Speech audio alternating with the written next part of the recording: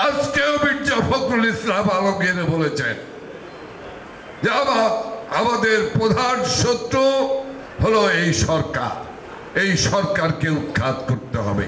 ঠিকই বলেছেন মির্জা ফখরুল ইসলাম আলমগীর, ঠিকই বলেছেন, ভিতরের কথা বেরিয়ে গেছেন।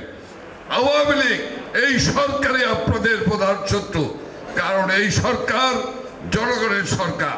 আপনাদের সহযাত্রী ওই ৭১-এর মানবতা বিরোধীদের এই দেশে বিচার করেছে, সেই বিচারের রায় কার্যকর করেছে।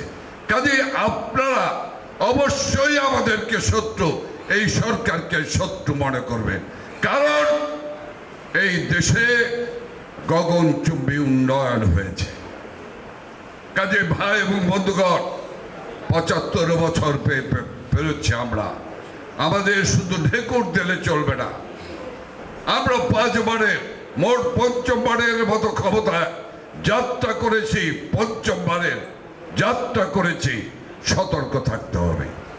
ওরা জনগণকে নিয়ে যে ষড়যন্ত্র করেছিল, ওরা জনগণকে নিয়ে আন্দোলন করতে ব্যর্থ হয়ে, ষড়যন্ত্রের পথ ব্যর্থ হয়ে এখন ওরা নতুন ষড়যন্ত্রের পথ এগিয়ে যাচ্ছে। কাজে আজকের ৭৫ বছর এখানে অনেক বড় দাড়িওয়ালা টুপিওয়ালা মানুষ আছেন, আমরা আছি, বেজির ভাই আছেন। একবার যদি আত্মজিজ্ঞাসা করি, এই দিনটি কি আর কোনোদিন আমরা পাবো? এটি আমাদের ভাগ্য, এটি আমাদের কপাল, এটি আমাদের অদৃষ্ট যে আমরা বাংলাদেশ আওয়ামী লীগ, আমাদের প্রাণের দল, এই সেই আওয়ামী লীগের ৭৫ বছর পূর্তি আমরা পেয়েছি। কাজে বিষয়টিকে সেভাবে নিতে হবে। শতবর্ষ আওয়ামী লীগের শতবর্ষ আমি পাবো না, এ ব্যাপারে আমি নিশ্চিত। কাজেই ভাই এবং বন্ধুগণ, আওয়ামী লীগের ২৫ বছর ৭৫ বছর পূর্তির এই অনুষ্ঠানটিকে শুধু ঢাকায় শ্রদ্ধা উদ্যানে নয়, এই ৭৫ বছরকে মানুষের দোরগোড়ায় পৌঁছে দিতে হবে, জানান দিতে হবে যে বাংলাদেশ আওয়ামী লীগ ৭৫ বছরের পূর্ণতা করেছে, সেটি জানান দিতে হবে। উপজেলা, জেলা, উপজেলা, ইউনিয়ন, ওয়ার্ড এবং ইউনিট গ্রাম কমিটি পর্যন্ত এর আনন্দ উৎসাহ নিয়ে যেতে হবে আপনাদেরকে। বাংলাদেশ আওয়ামী লীগ ২টি কর্মসূচি নিয়েছে। সেই কর্মসূচির মধ্যে ২১ তারিখ র্যালি হবে, আমাদের আনন্দ র্যালি হবে। ইঞ্জিনিয়ার্স ইনস্টিটিউট থেকে বঙ্গবন্ধু ভবন পর্যন্ত আমরা র্যালি করব।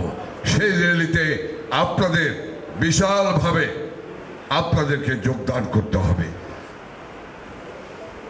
২৩শে জুন ঐতিহাসিক শ্রদ্ধা উদ্যানে এক বিশাল আলোচনা সভা হবে, যে আলোচনা সভা বিশাল জনসভায় পরিণত হবে। কাজেই সেই আলোচনা সভায় প্রধান অতিথি থাকবেন বাংলাদেশ আওয়ামী লীগ, আমাদের প্রিয় পার্টির সভাপতি বঙ্গবন্ধু কন্যা শেখ হাসিনা সেই অনুষ্ঠানে প্রধান অতিথি হিসাবে উপস্থিত থাকবেন। এই কর্মসূচিগুলিকে আপনাদের সফল করতে হবে। আমি আর বক্তব্য বাড়াবো না। আমি ঢাকা জেলা আওয়ামী লীগকে কৃতজ্ঞতা জানাই, ধন্যবাদ জানাই যে কাল থেকেই ঈদ উল আজহার ছুটির আমেজ আজ সন্ধ্যার পর থেকেই পড়ে যাবে। তার মধ্যেও আমাদের কর্মসূচিগুলিকে সফল করতে হবে। কিভাবে করবো না আমরা সফল? আমি আপনাদের সকলকে ধন্যবাদ জানাই।